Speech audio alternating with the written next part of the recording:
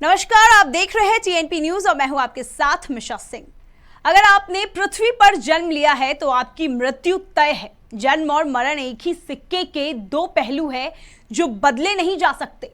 जो आया है वो एक दिन जाएगा जरूर, यही दुनिया की रीत है। इसके बावजूद कई लोगों के जहन में ये सवाल उठता है कि क्या पुनर्जन्म होता है। पुनर्जन्म यानी रीइंकार्नेशन, इसकी मान्यता हिंदू धर्म में ज्यादा है, जबकि पश्चिमी धर्म इसको अधिक नहीं मानते हैं। आइए जानते हैं पुनर्जन्म होता क्या है। तो आज हम आपको अपने सेगमेंट में इस रहस्य सवाल का जवाब देंगे। पुनर्जन्म समझने से पहले हमें जन्म और मृत्यु समझना पड़ेगा। किसी आत्मा या शरीर में प्रवेश करना जन्म है तो मृत्यु क्या है, इसका जवाब आपके सवाल में ही छिपा है। जब आत्मा शरीर का साथ छोड़ देती है तो उस इंसान को मृतक घोषित कर दिया जाता है। आपको बता दें, ज्यादातर पुनर्जन्म पर विश्वास करने वाला धर्म हिंदू है। हिंदू धर्म की मान्यता के अनुसार पुनर्जन्म होता है।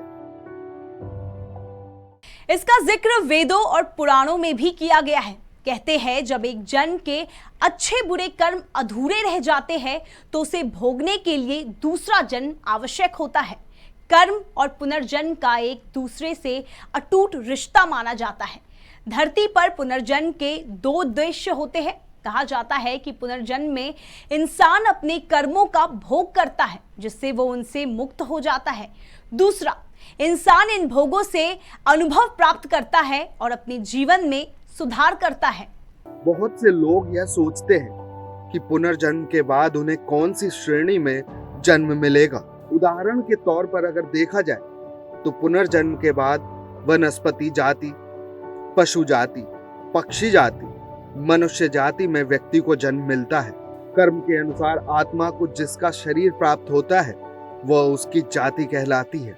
यदि किसी व्यक्ति ने बुरे कर्म किए हैं तो यह निर्धारित नहीं है कि उसे किस जाति में पुनर्जन्म मिलेगा या पुनर्जन्म मिलेगा भी या नहीं। ऐसा भी माना जाता है मरने के बाद आत्मा शरीर छोड़ देती है।